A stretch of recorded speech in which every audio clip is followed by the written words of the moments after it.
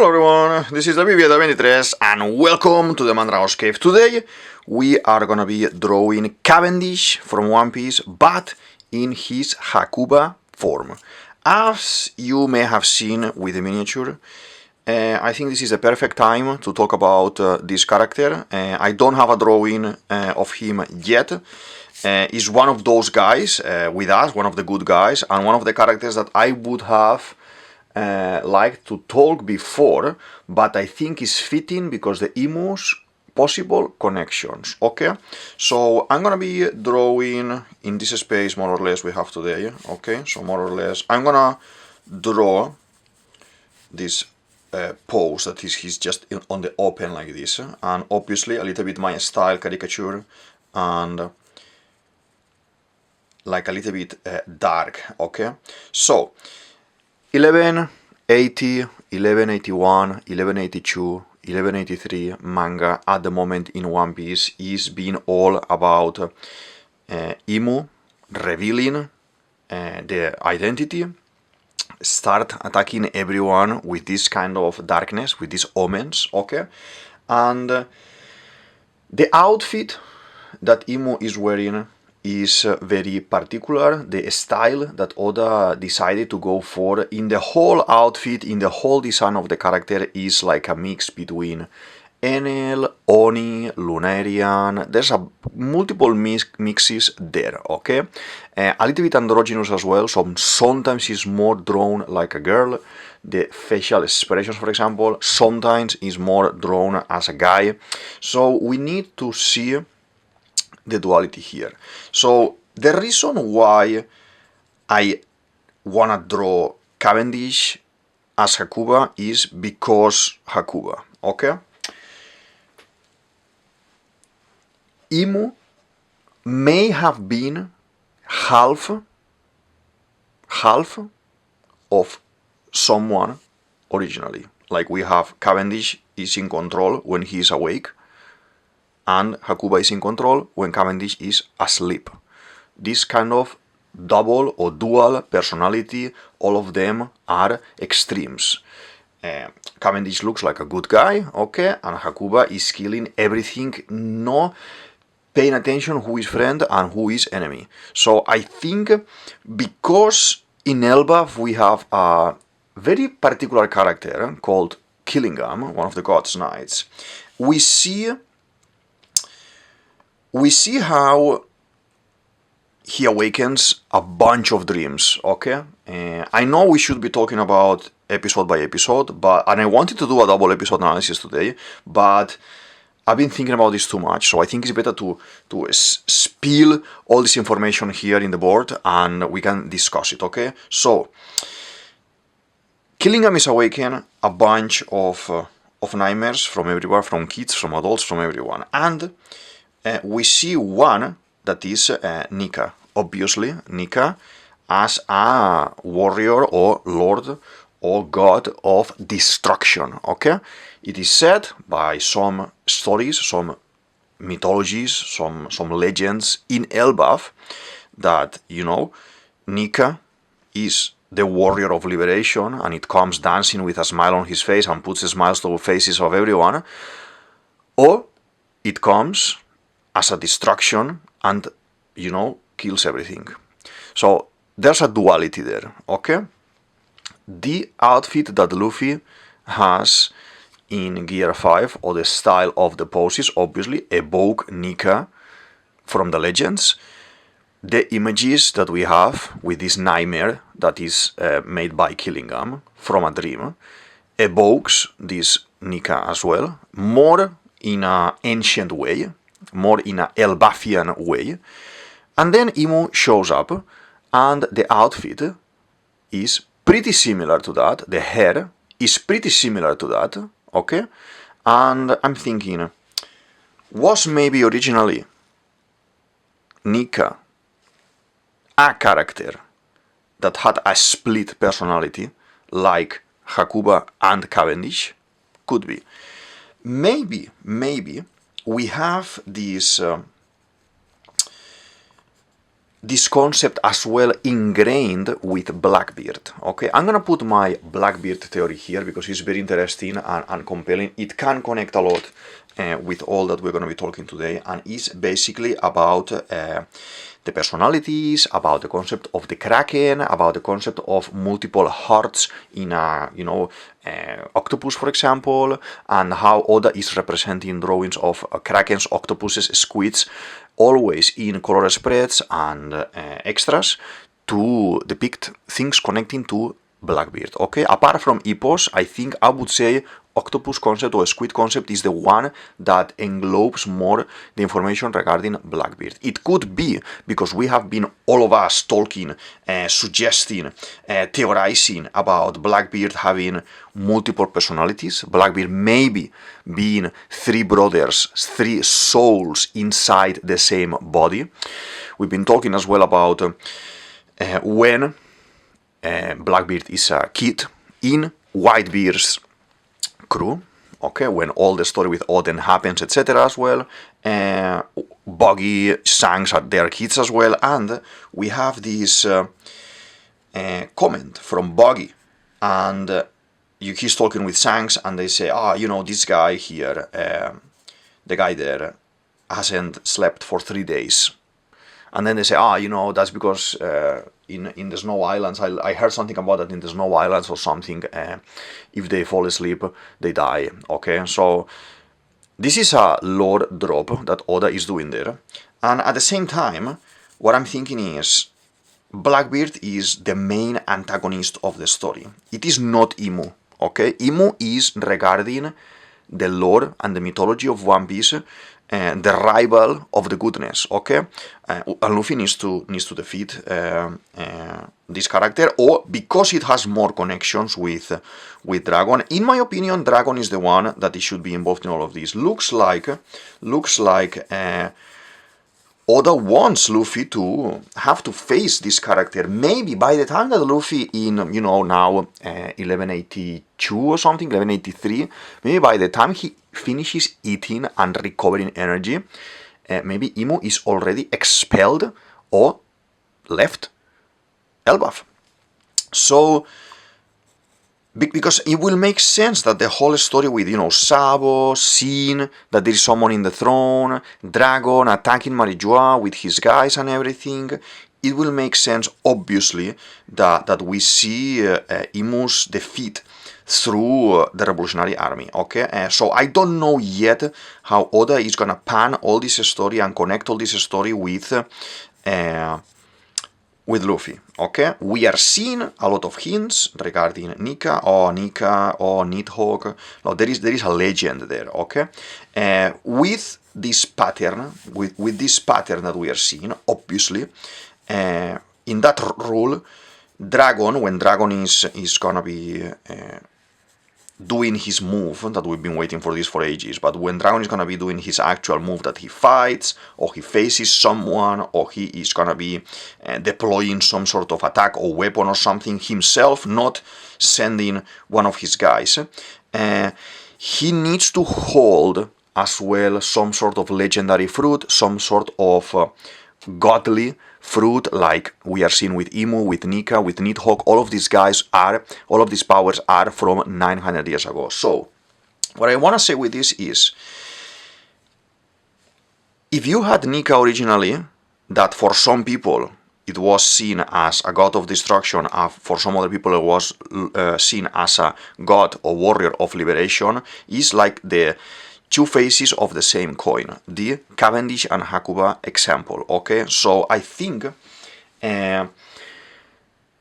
maybe what it may have happened, obviously all of this is theory, all of this is speculation, but what it may have happened is that they split. There is a moment in Rosa, when we are following all the story with Cavendish, etc., where at the very end, when he's with Nico Robin and everything, they're trying to help Rebecca as well and everything, he needs to fight Dellinger and defeats Dellinger like in one hit. There is this control Okay, there is a moment of Hakuba taking over, and then when he's gonna attack his allies, Cavendish comes from inside, okay, awakens, let's say, and is able to hold Hakuba, okay? Hakuba could be the demon within the character. Hakuba could be someone in connection with Imu, in the sense of all the demons are connected to Imu, in the sense of everyone in the world, even if you are Luffy, you may have some darkness in your heart. Like, this is the duality, the Ying and Yang, for example. In the Ying and Yang, obviously you have the circle, the drawing, half of it is black with a dot in white in the middle, and the other half is white with black dot in the middle, saying this, basically explaining this, that even if all of this is black, there is white in it, and even if all of this is the other way around, there is good things in bad and bad things in goodness, okay? I need to refresh as well here in the channel that this is something that Vegapunk explains quite well as well, okay? Vegapunk, when he reveals all the information about the past, he gives us a massive lore drop about the world sinking and everything during his saga in Egghead.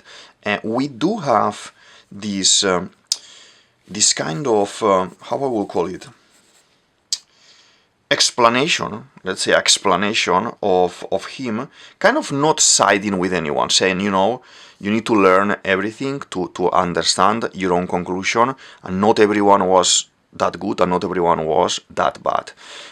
This is something as well that Rayleigh and Roger, and you know, the Roger Cruz and everything, they actually are quite particular about it. When we are in Shabondi as well, there is this moment where Usopp is there in Shaki's cafe, and they are talking with Rayleigh, and he's like, you know, you've been already to the last island and everything, you realized about everything. So he asks Rayleigh about the end, about the One Piece, about everything. He wants to know there. And then Luffy gets very upset there, and Luffy says, you know, if you say something here, if actually this is revealed, I'm just gonna give up in wanting to follow this dream, because it's not about the end, it's not about what you're gonna achieve at the end, it's about the journey. So Rayleigh knows all of this. So I find it interesting, okay, that we are seeing this duality. In the latest episode as well, in 1181, I believe, there is this moment where Imu gets very frustrated and very upset and shouts, and the mouth obviously is elongating, like we have all the bad guys when they are very, very upset about something, like Crocodile is doing this, and Doflamingo does this as well at some point, and we have as well, who was doing this as well, from Big Mom,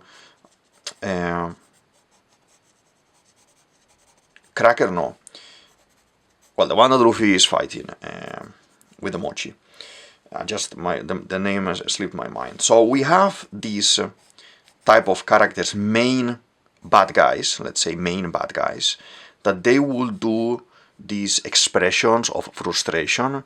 We have this upsetness as well in Imu's eyes all the time. We have this rim on the eye, okay? I've been talking about the eyes for a very long time now, in many of my videos, basically trying to explain that I don't think that is any kind of superpower or Rinnegan like in Naruto. There is no extra ability in the eyes. This is just frustration. A very strong thing happened that made the character, in this case Imu, very, very upset. We see these eyes in, let's say, Nami many times, in Robin many times, when they're upset about something. We see it in everyone, like in Luffy, in Zoro, and everyone, but specifically with the girls, okay? I have to say as well that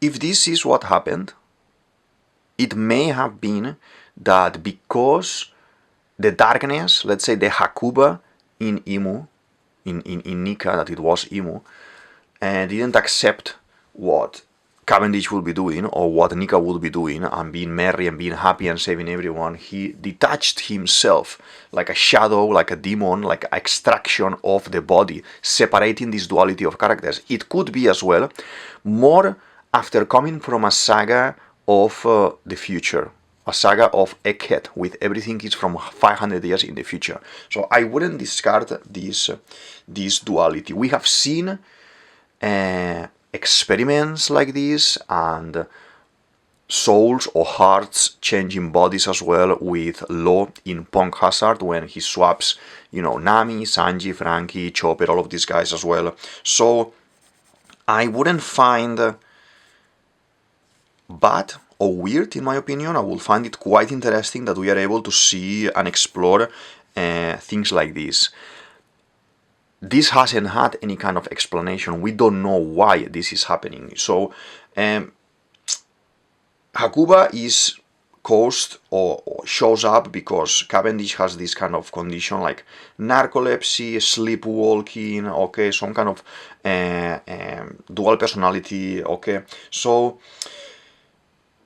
it is interesting the clothing, how here we see Cavendish and sometimes Nico Robin is one of the possible victims to receive attacks from Hakuba all the time, because she's in the open and she's jumping on the air, trying to go up to the mountain and everything, and follow to go into the flower area with Rebecca and everything, and Cavendish is helping them. So she's in the open there as well, connected to flowers as well. So I like the concept. So obviously, I would say all of this, in my opinion, is foreshadowing.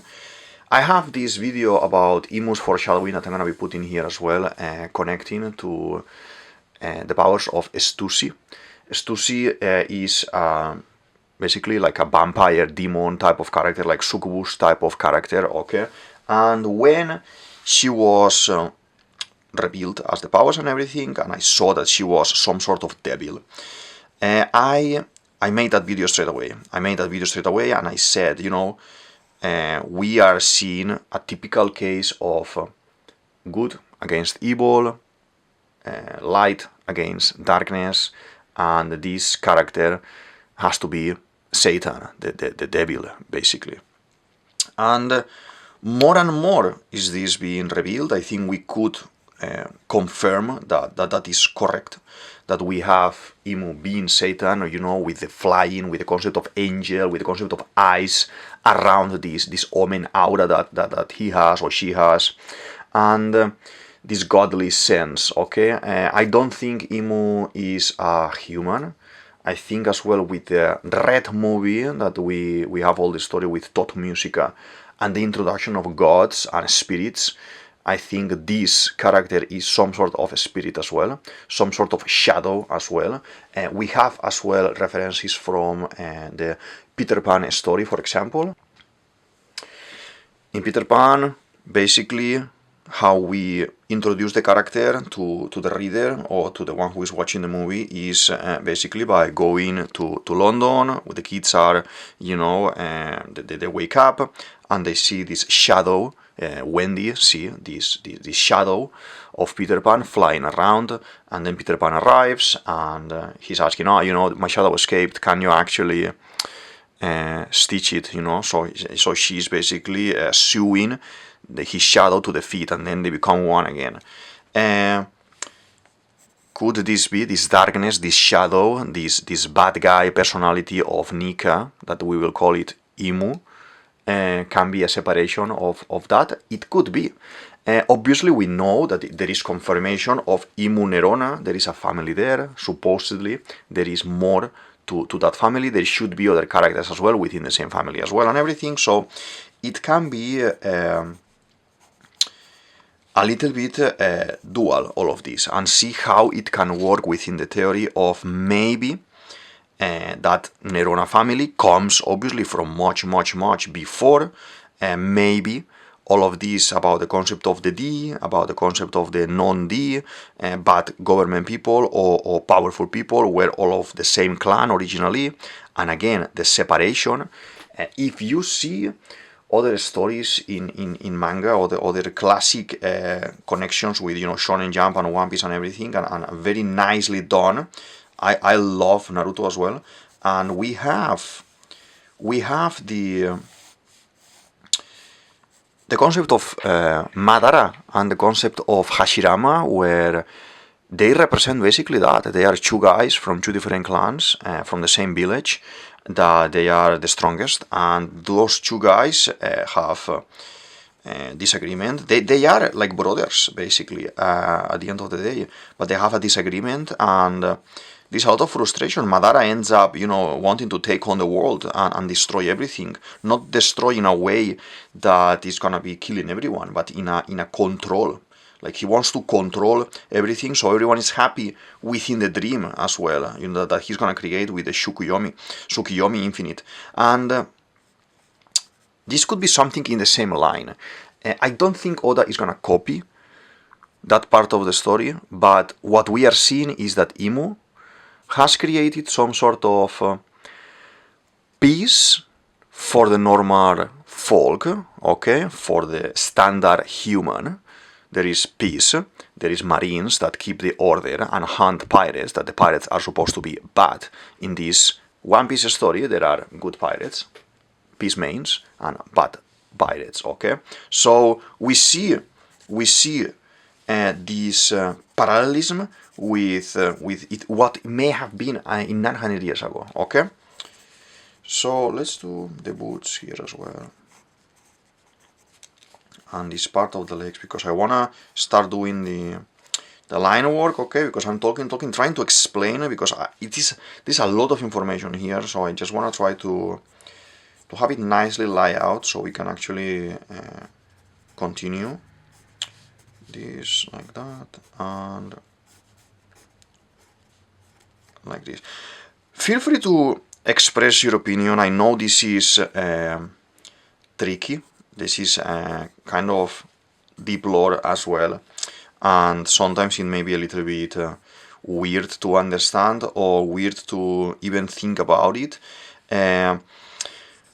I am certain that you have seen a character that is able to control the shadows and cut a shadow like in Peter Pan and give the shadow to another person, or a zombie. That's Gecko Moria.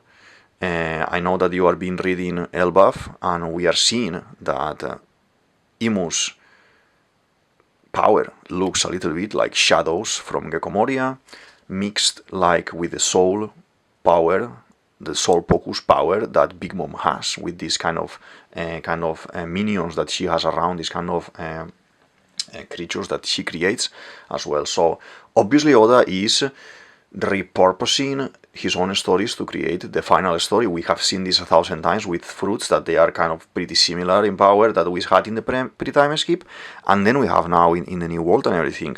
So don't discard the idea that Oda is gonna take Big Mom, he's gonna take Gecko Moria, he's gonna do a mix, he's gonna take a little bit of the Flamingo power as well, he's gonna take a little bit of Onis, of Yamato, of Enel, and he's gonna create all of these stories, you know, because at the end of the day, Imu is, let's say, God in this story, is the Almighty that is gonna be able to do anything. And we have seen this already with Enel. We have seen a character that he was element.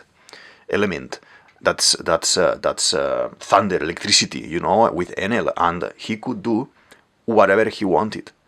He was very, very strong. Obviously, we know that originally One Piece was created to be finished in 5 years, and that didn't happen because, as you see, we are here we are.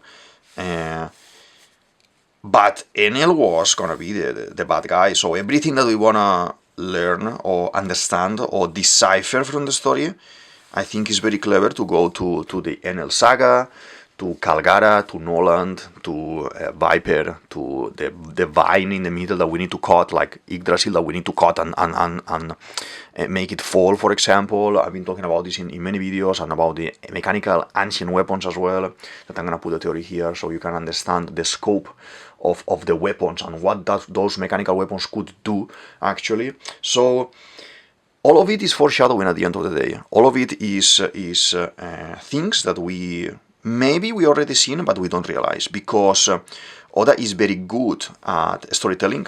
Oda is very good at world building, and we are seeing it every day. I am enjoying a lot the story.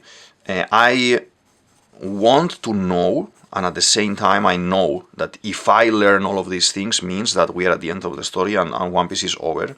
One Piece is one of those stories that for me it is very deep into my heart, and anyway, if it finishes, I'm gonna be rereading, maybe doing more videos, talking about it, trying to decipher characters that we never actually went more into detail. Like maybe let's say that nothing else is explained about Cavendish in the future.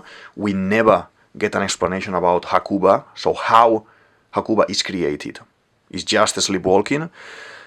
Imagine if he's gonna leave it like that. I will be here maybe drawing Cavendish as a musketeer-looking character, like a handsome guy there, and I will be talking about him and trying to find the reason of that, because One Piece, I love it, so I want to try to decipher as much information as possible, okay? But it is true that once we learn all of these things, we are done. We are done with the story, and we need to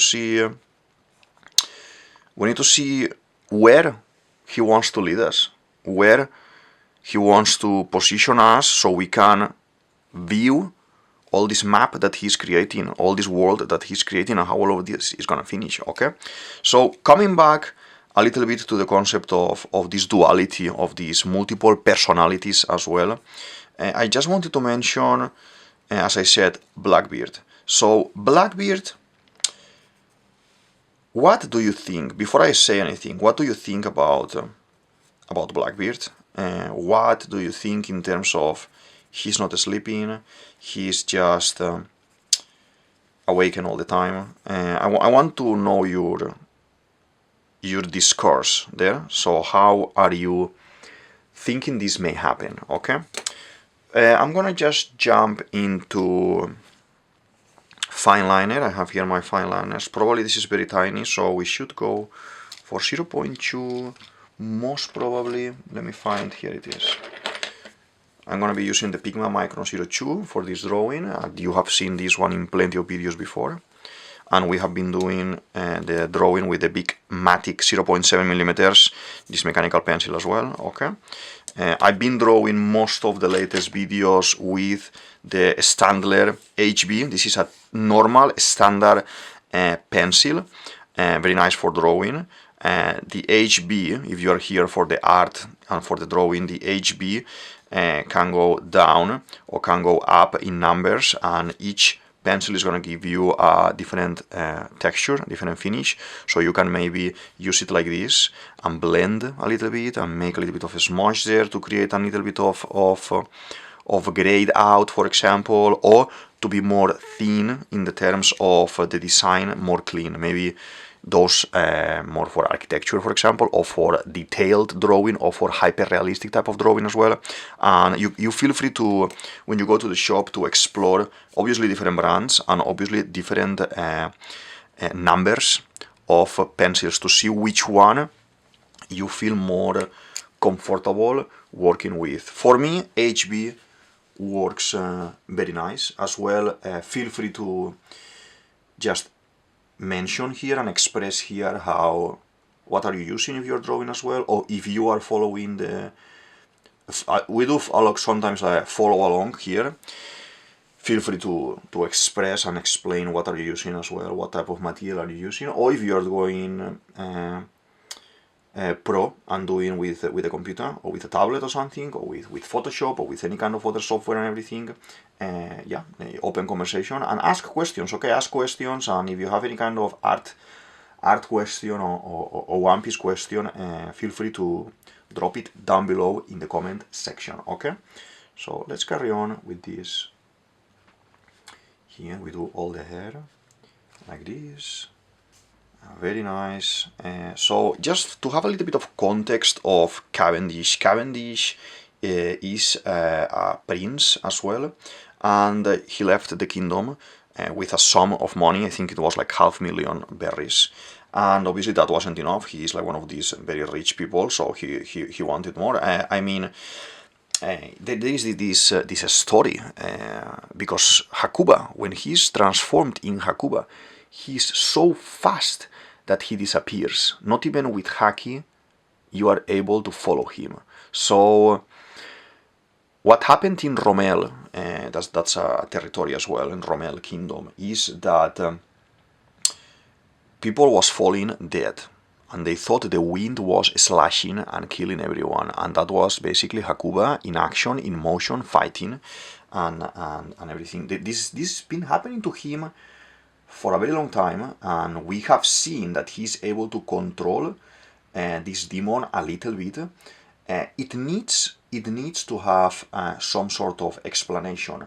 When we finish this Dressrosa saga, okay, this arc in One Piece, we know that most of the warriors, most of the people in the Coliseum, they end up joining Luffy's Grand Fleet.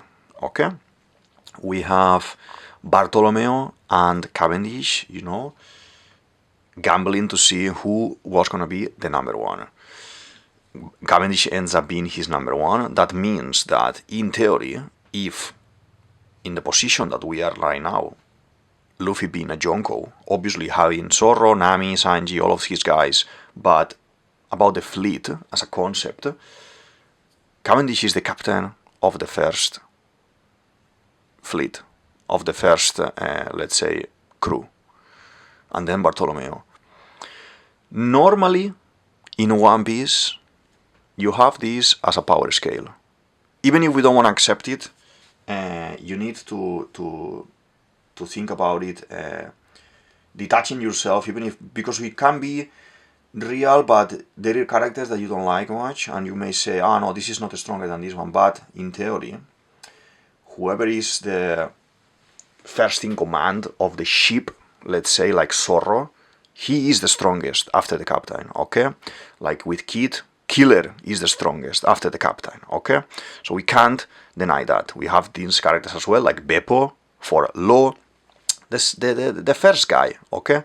So in this fleet, Cavendish is the first guy, okay? Separating the concept of the Straw Hats themselves and the Grand Fleet, Cavendish is the number one. Cavendish is the strongest, okay? Cavendish, we see the display of power that he has without Hakuba, how skilled he is with the sword. He defeats Daruma, plenty of characters there in Dressrosa, and then he transforms into Hakuba unconsciously, that demon is taking over his body, and he's able to defeat everyone in the round of the Coliseum. Lucky Rebecca that when Rebecca, I don't know why Rebecca is able to see a little bit of a glimpse there of what's gonna happen, so she can defend herself a little bit, but he doesn't reach in time there to touch her. So before that, he was just awakes, and he falls sleeping on the floor and things. I think it was like that. He fell asleep on the floor. So, and then the dust settle, and Rebecca is the winner of this round. But Cavendish, Hakuba, was the winner of the round, if we are gonna be real here, okay? Characters like Bellamy, characters like all of these guys that I love, they stand no chance with someone like this. I like it if he is the number one of the Straw Hat fleet. He needs to have some sort of connection, some sort of explanation, some sort of something with all of this. That is my opinion as a storyteller. This is my opinion as a creative as well. Feel free to express your opinion in the show more section, in the comment section, as I said. I understand you may think in a different way, but the reality is this. I think we all remember more Bartolomeo, and now with the live action as well that they have introduced Bartolomeo and everything, is, you know, like a maybe more charismatic character or more funny character to see, but Cavendish is the number one guy here. The drawing so far is looking very nice. It is true that I am focusing more today in doing the explanation, so you understand from where I'm coming in terms of connecting this character that is basically forgotten in the One Piece verse at the moment, and forgotten in a way that, for example, because we had Bartolomeo in the live action, you have it fresh, because sometimes they've been in movies and things, you have them fresh as well, because now as well we have seen information about Sai and Leo with the Tenryubitos in the Reverie, that they attacked one of the Tenryubitos as well in the name of Luffy, like to protect Shirahoshi as well. So the fleet is having some sort of importance there. Gerondine is in Elbaf, brother of Loki, having a lot of protagonism in the story now, attacking Imu directly, trying to defeat and protect his kingdom as well, because he, I think, is gonna end up being the king there as well. So as you can see, slowly, we are having snippets of the Grand Fleet captains doing something. So Cavendish needs as well to do something, or needs to be mentioned, or needs to be or not but connected somehow to this demonic aura that Imu is using, because the Hakuba concept, it could be like some sort of disease that Imu is spreading in some places to control the kingdoms, to have the kings under their control, that he or she, Imu, is like, okay, what was the name of the kingdom for Cavendish? I think it was bourgeois kingdom, okay? So bourgeois kingdom with the king there and everything, maybe Imu, because belonging to the world government, maybe Imu comes and says, how am I gonna oppress these people? How am I gonna keep them in fear or controlled?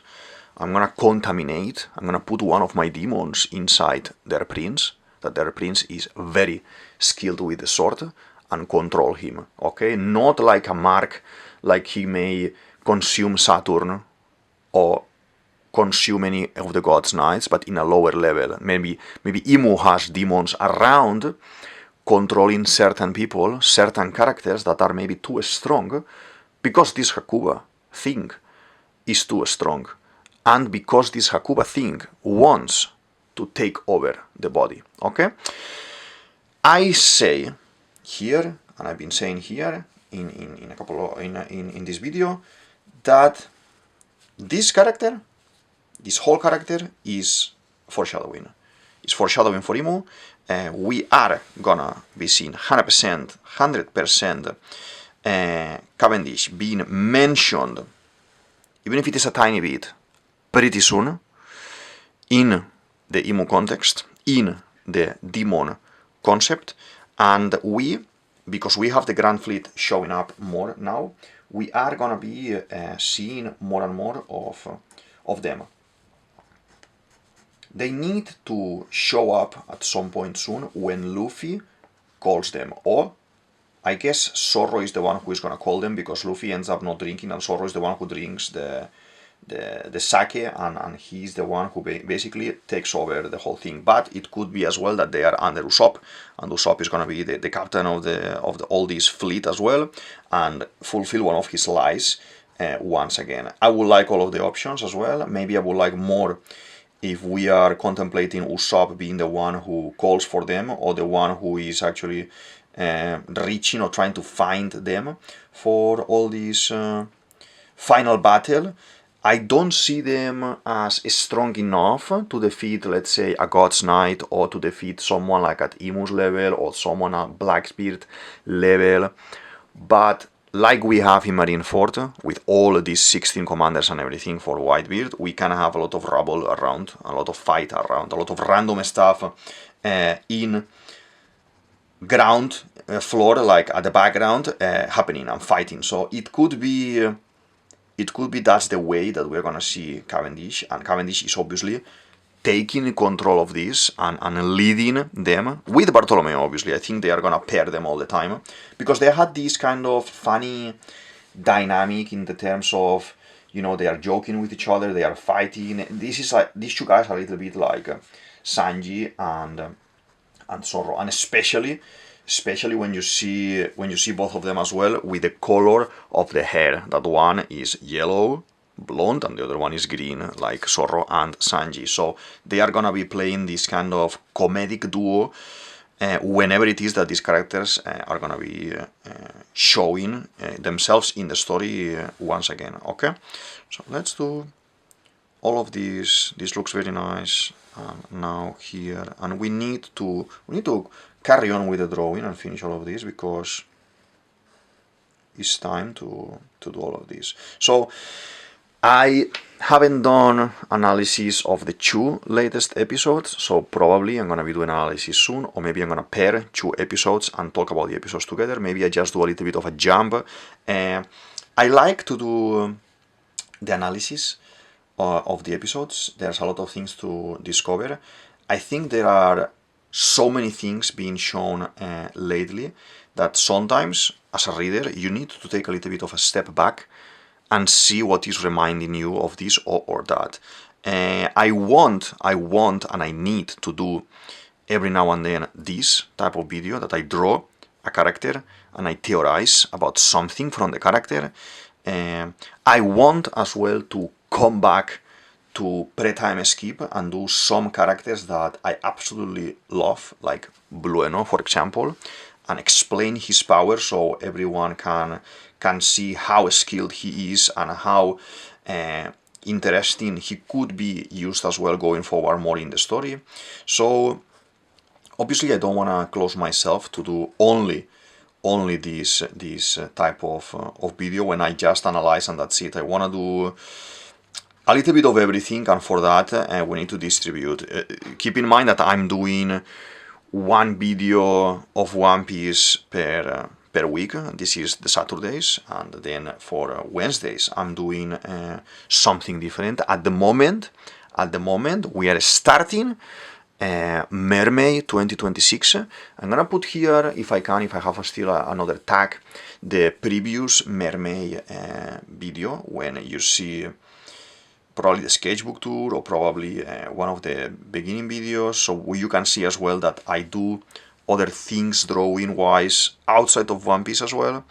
I want to obviously grow the channel by creating more collections of videos about different stories, about different books as well, series, TV shows, movies, mangas as well, everything. So recommend stuff. Feel free to come here, recommend stuff and things that you like, oh, you like Narnia, put it here. You like Harry Potter, put it here. And slowly as I see some interests and some things that you want to see, as you know, as being here in the channel with me, I can just start as well preparing that material. If I haven't read it, I will try to read it. If I read it already, I can just straight away start talking about whatever topic is gonna be the chosen topic. Okay, so let's do this, and then we have the star here as well. The star has a double line, so we will do probably yellow and white around. Okay, here in the other side we do the same. Okay, and like this.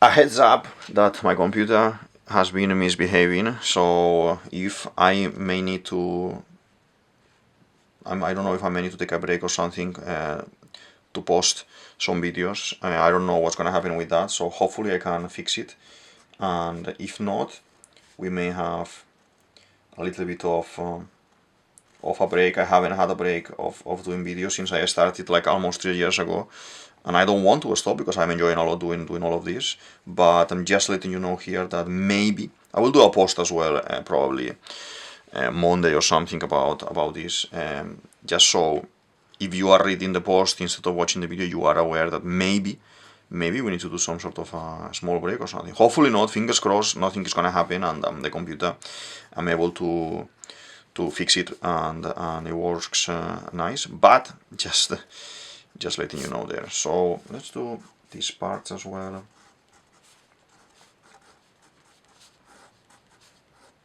like this. This is nice. I'm very happy with what we've done here with the drawing so far, okay?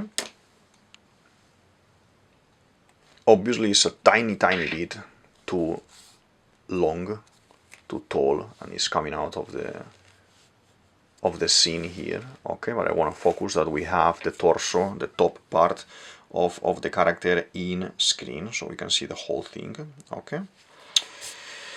Yeah. I need to erase a little bit some of the details that we have, because I smudged a little bit in the middle with my hand. Normally, I'm gonna bring it actually. Normally, you will have extra paper, okay? So once you're gonna be adding color, or you are doing the line work, I will show you in a second. You put that paper next to you. I need to do the buttons on this other side. I forgot to do the buttons. I'll do it in a second now.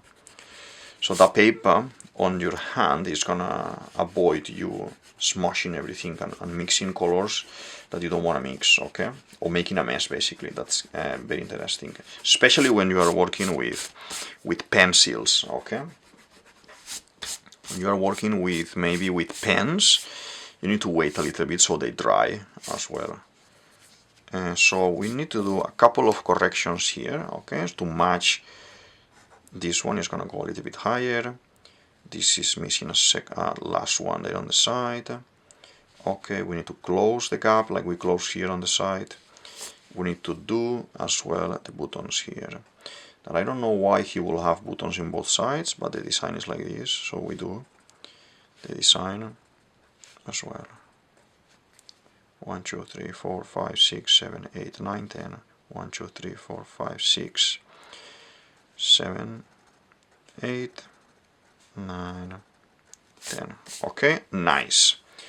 I think I fancy just doing maybe a little bit more of hair, like that, kind of more wild. Like this, and the face, it needs to be evil, so we're gonna do the eyebrows a little bit like this, like pointing like that. The mouth I want to draw it black, because when he is showcased in the manga, the face is like a Greek tragedy mask with the big mouth and the eyes and everything, a lot of darkness, a lot of shadows there. It reminds me like a demon, like a shadow, so it must have some sort of explanation regarding and connection regarding Imu. I want to know what do you think about that point that I said. Like, if there are kingdoms that are a little bit more rebel, let's say, and maybe they are trying to go against the world government, but they are part of the world government, and maybe Imu, as a boss, as a leader in the shadows, he could say like, oh yes, these guys, they just want to rebel or do this or do that, or before doing that I'm gonna take a little bit of over control, like he's trying to do with Elbaf, with the concept of, you know, making Harald a God's Knight, controlled and manipulated like a puppet. Like, that's a Doflamingo type of power. So what if the way of controlling this bourgeois kingdom is with him, but it's not that he's too strong, but is that it's only affecting when he's sleeping. So it could be interesting, I would say. I would like to see more about that. Most of the drawing is gonna be white, because this kind of cloak, this kind of cape that he has is white. We're gonna add a little bit of tone here for the torso, but he is quite clear in skin. The tone is I could actually leave it white and it would work. Do you like Cavendish? Is a character with the Hakuba story that happens and everything that you like? I know he has this kind of background where, you know, he is he becomes famous 1 year before the rookies before the worst generation, before Luffy and Law and Kid and Hawkins and all of these guys, you know. I have drawn all of them as well, and I said if I can I will put a video here so you can watch all of the supernovas, all of the rookies, and me doing theories about them and drawing them. But he was famous 1 year before, and then these rookies came, boom, a big boom in the newspapers everywhere. So these guys said, I can't stand any of them, so I'm just gonna eliminate them. So we see that there is like a ginormous amount of hatred in Dressrosa where he wants to eliminate Luffy. Obviously Bartolomeo is in the middle and Bartolomeo is protecting Luffy. And then at the same time we have the introduction of Law, that Law is with Luffy the whole time in Dressrosa, and how he wants as well to eliminate Law, because both of them are from the worst generation. He basically ends up saving their life multiple times, saving their nakamas multiple times. So this guy is a lifesaver. He is very, very strong, and he ends up following Luffy at the end of the day. He becomes the first guy for the fleet. So there is like an interesting change of heart there. Changes of heart is something that we see in One Piece a lot. My favorite character in the story, in this One Piece story, is Bellamy. And Bellamy is a character that is a pirate, like Blackbeard. And we see that in Mocktown, okay? That again, key part of the story is in connection with Skypiea. And then, because of all of this, we see how he sees that he's been following the wrong man. We see how he grows, but he cannot see the world or in a way that he cannot allow himself to, let's say, fail in a way that he will accept what he's actually recognizing. So basically he cannot follow Luffy in a way of he needs to follow Doflamingo. So then that's why you have another fight that Luffy defeats him again. And at the end of the story, at the end of his whole adventure in Dressrosa, he says, you know, I am not gonna join you. I'm not gonna join you, but I will take this Vivre card, you know, just in case. So he is one of Luffy's guys as well. He is part of the Grand Fleet as well, and he is gonna show up when Cavendish and Bartolomeo come to help Luffy at the end of the story. He will be there as well to help Luffy. For one of the mini stories, we see all of these guys. He is included as well in this mini story, and what happens with him is that he is drawing flags. So I see for that very obviously that what he's gonna do, Bellamy is gonna do, is draw the Straw Hat flag for the whole crew, for the whole fleet, and he's gonna bring all of them. So when they show up with all their ships, okay, with all the sizes of the ships, all of them will have Luffy's flag made by Bellamy with this special material that he went to find and everything. So I like it.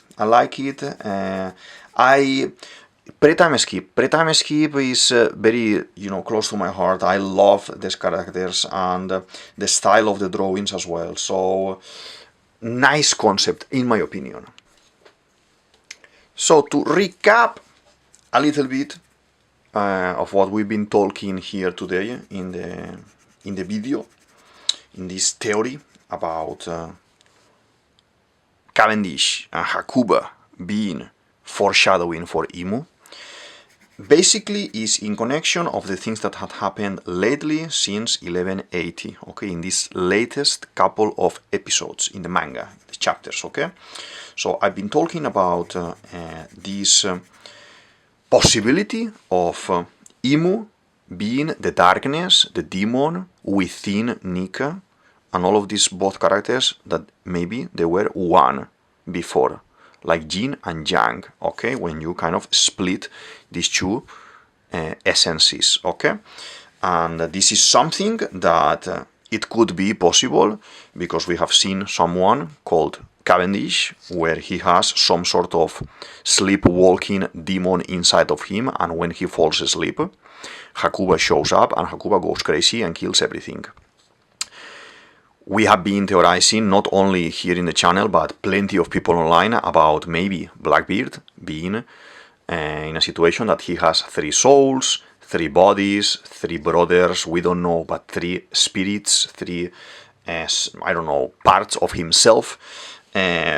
All of this as well because the skulls in One Piece, the flags in One Piece represent whatever image Oda wants to point as a main topic for the character. And Blackbeard has 3 heads, like a Cerberus, like it could be hippopotamus, it could be a cow, it could be a concept with the stomachs with the cow, it could be with the hearts of the octopus as well and the squids, it could be multiple things. So the concept of not going to sleep from Blackbeard is because he has some sort of demon inside, or 2 demons inside, unlike Hakuba, they can take over. The concept of the teeth in the drawings of Blackbeard during the whole story in the manga, the teeth are drawn in a different way. Is this a mistake? Is this just a playful way of Oda to just being silly and trick us? It could be as well. But if that's gonna have a reason, it could be connected to this.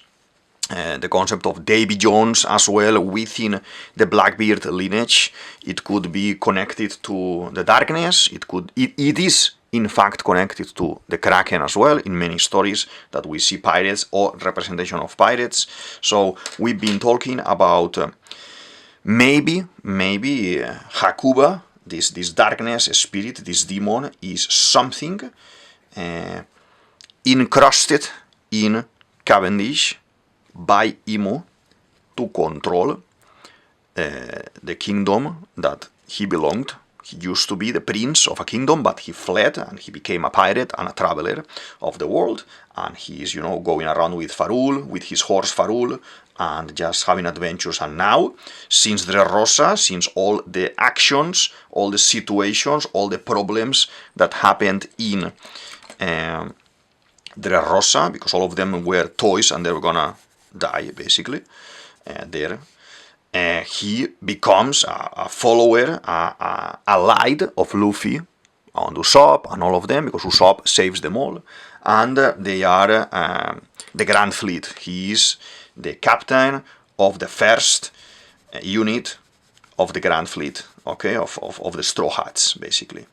So what I'm saying here as well in this channel is that slowly, during these last arcs, where we have Elbaf, we have Egghead with a little bit of flashback and a little bit of Reverie as well and everything, we have seen most of the captains of the fleet doing something, like Leo and Sai with the concept of Carlos in the Reverie, saving Shirahoshi and everything. We have seen Jarundin now in Elbaf, we have seen Bartolomeo in the live action as well, we have seen Bartolomeo completely destroyed by Shanks as well, just before we arrived to Elbaf in another location. We have seen almost all of them. We are missing Cavendish and Hakuba.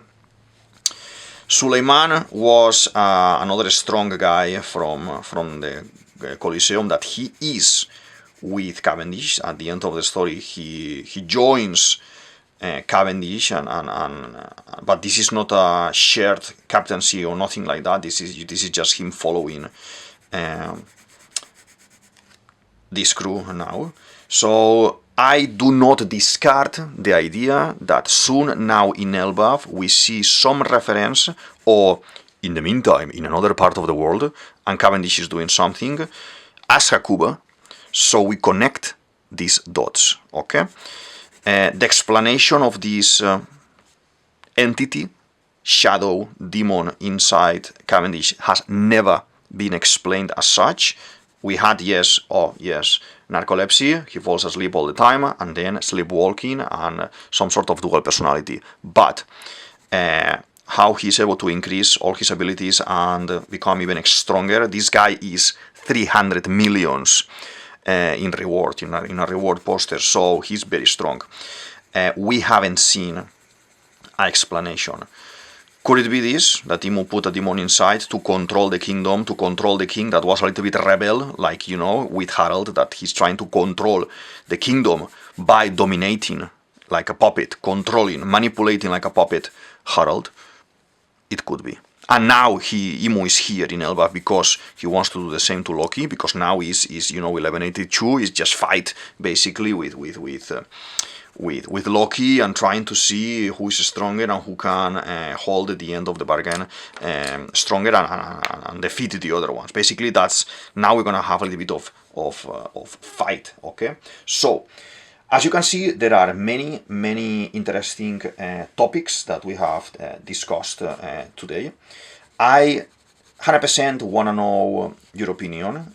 I know it's a topic that maybe you can think, oh, nothing to do or nothing to see, but it is true. So it is true that we have seen them all but Cavendish. It is true that the demon concept within this guy is quite interesting and quite similar to whatever we may see with Imu going forward. I find it very interesting. And it is true as well that talking about the outfits and talking about the demons, when the concept of Imu, the concept design, the character design for Imu is revealed in 1180, is pretty similar to Nika. The outfit is pretty Nika. So there are many, as you can see, many options that can happen here.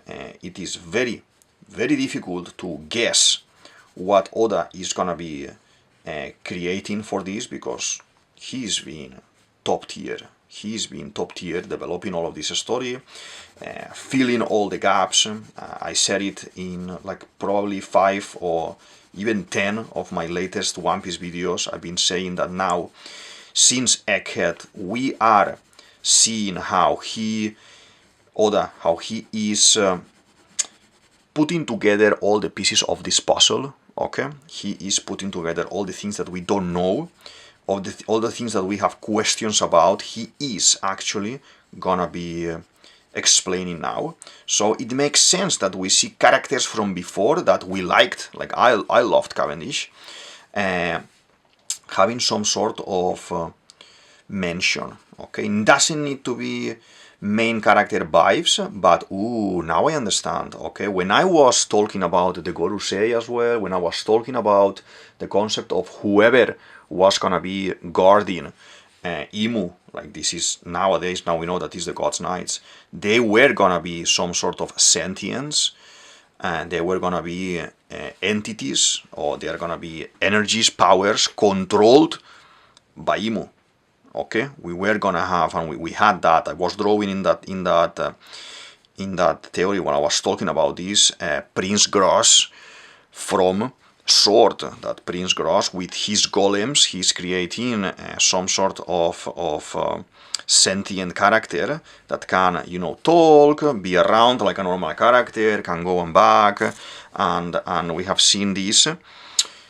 That it end up something in that line end up being a character like Saturn that is sentient, yes, is maybe taking over, is possessed basically, and as soon as he's not useful for Imu's gonna consume him, he's gonna suck back all the energy, all the power up that Imu has given to this character, and just destroy the character. So I like this kind of evilness, because we need to see how a character that is bad, okay? Now when Imu shows up, and we were talking about this in the last episode, when we were drawing Imu. Imu shows up and straight away cuts Gerd's fingers, okay? As well, within the concept of Gerd, that's a crazy attack, cutting the fingers, but she is the doctor of the crew, of Gerundine's crew. So, you know, you are actually cutting the main thing that she is doing. You are cutting her not only from fighting or from doing daily stuff, but as well from her, let's say, job. So she cannot help anyone anymore because she's missing the fingers. Maybe there is someone out there with certain type of power that could help her to reattach the fingers, like Lo, like Leo, some characters like this, they could. I don't know if that's gonna happen, but Imu should be a character that is a little bit untouchable, and whatever Imu is doing, maybe it shouldn't be able to be, let's say, reverted, okay, or saved in the terms of standard characters. Obviously, there are characters in One Piece that die, and we may have some sort of death here in One Piece, because it would be quite mild if Imu comes, that Imu is owning the world right now. He considers himself the world. He calls himself the world and everything. It will be a little bit strange for me that you don't have consequences. We don't kill anyone in One Piece apart from the key characters like, you know, Whitebeard, Ace, to kind of make Luffy have a growth, a change, you know, like to realize about specific things, that not everything is hee hee ha ha. You can have a lot of trouble if you don't do certain things, like in this case. So I wouldn't discard that someone may die here, okay? There's been some conversation, well, no, some kind of suppositions of maybe Usopp dying in this saga. Usopp dying in this saga, it wouldn't be crazy for me. I want Usopp to be at the end of the story. I don't want any one of the Straw Hats to die, obviously, but it is true that at the end of the day, Brook probably is the only one who may survive, or he is the only one who, in theory, I think he needs to be liberated, but the fruit should be stolen from him and he should die as well, like everyone. But I just wanted to point this out and just leave it there to see what you think. In the live action, that it is not canon, but you know, the live action is being very nice and is being revealing information that actually it is canon.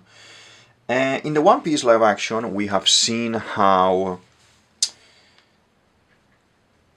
Brogy is talking to Usopp, and obviously because the giants are like the Vikings, representing the Vikings, and all this story of One Piece comes to happen. It's alive because Big the Viking, the series, the cartoon of Vikings. We have this conversation where Brogy explains that the greatest feat for a giant warrior is to die protecting his nakama, saving his nakamas. And Jacob, the actor for Usopp there, it has like curious expressions like, actually, you know, I don't want to die. Usopp is already, since the very beginning, a great warrior of the sea, but he's not considering himself a great warrior of the sea. Is this the ultimate sacrifice that he needs to do to be able to feel that he is the great warrior of the seas? We all of us cried in many moments of One Piece. It is 100% sure that once we finish Elbaf and the Yggdrasil tree, the Adam tree, has fallen, in the trunk that is left there of the tree, the ginormous tree, the giants are gonna carve a statue of God Usopp, great warrior of the seas. This could be the culmination of Usopp's story. We had characters like Oden in the flashbacks dying. We had characters, but obviously all of these guys were secondary characters. To have someone that is main character since the very beginning, like 30 years with us, dying, it will be crazy. I mean, I don't want even to think about it, but for the sake of the storytelling, that would be a shock, and that would be a good storytelling. I think that could cause as well a lot of disagreements, like a lot of people will be against it. Oh, why they done that? Why this and that? And I don't want anyone to die in One Piece, but it will make Usopp very epic. Like, actually he's saving, not just helping, and he's half defeated, like Zorro ends up, you know, nothing happened moment, and Usopp as well against Mr. Four, defending the dreams of Luffy and everyone, so no one can mock his nakamas. Very nice, very beautiful, but actually dying for protecting the captain, or it has to be protecting Luffy, obviously, that would be major words. Tell me what you think as well, and if you would like to see something like this. I know it's very tricky question that I'm asking, and something that maybe a lot of people doesn't even want to think about, but it is true that those are the comments that Brogy mentions in that conversation, and it's true. The Vikings wanna die fighting, so they go to Valhalla, and they are able to eat and keep fighting, and then eat more and keep fighting more. You know, it's eternal, basically, glory, basically, and their name is remembered, and their statues are carved in here and there, and you know, all of these glory that they have. Okay, so the names are remembered in the stories, in the poems and everything. So it could be interesting. And Imu is a major character. Do we wanna see Usopp facing the Blackbeard pirates as well? Do we want to be seeing Usopp as well at the end of the story, finding the One Piece? Yes, we want, because Usopp is a pirate as well. Usopp he had even his own pirate crew at the very beginning of the story with the kids and everything. So it will be a crazy moment, but it is interesting. To be plain here, I do not think that Usopp is gonna die. I do not think that he is gonna die, but for lore and for world building here, I wouldn't be surprised if it happens. It wouldn't be as a shock for me. I will cry, yes, like a kid, but it's something that would enhance the story as well, okay? A lot of sadness, a culmination of pain for Luffy to realize that this is not what I expected, and Luffy at the moment is like an immortal character. Zorro at the moment is like an immortal character. They are undefeatable, and someone like Usopp is more human. Nami is more human. Even if now we are seeing in the animations that their powers are basically of total destruction, and they are able to destroy entire cities with one attack and things like this, because that's what they are portraying in the anime. But I still think we need to see the humanity, that how they have weak points. I'm not saying that Usopp is weak. What I'm saying is that Usopp is human, okay? And Luffy, it can be more difficult to kill because his godly powers, and Zorro as well, but Usopp is more human. Sanji now has been a cyborg fight basically as well. He's enhanced as well. Frankie is enhanced as well. Sanji, Jinbei is very resistant as well. So Nami, we have it there. Chopper now is becoming more important in the story. So we have a couple of guys there like Robin, Nami, Usopp, that they could receive damage. Okay? And Imu is gonna go for the weakest points to do damage. If he knows that he cannot defeat Luffy, maybe he may attack. I think as well Nami needs to be taken probably at some point, and we will have a season or a little bit of time when Nami is not there, because I think Nami is the heir, the blood heir of Nerona Imu, from 900 years ago. I have this theory in the channel as well that I'm pinning almost in every one of my videos. Feel free to check it in the channel. Nami comes from 900 years ago and was teleported, sent to the future from that battle that happened with Nika and everyone and the 20 kingdoms by whoever had the fruit before Toki, or by Toki herself, because Toki, remember that Toki comes from the past, but we don't know exactly from what point in the past. So it could be that Toki sent to the future Nami as a baby. That would be very, very good.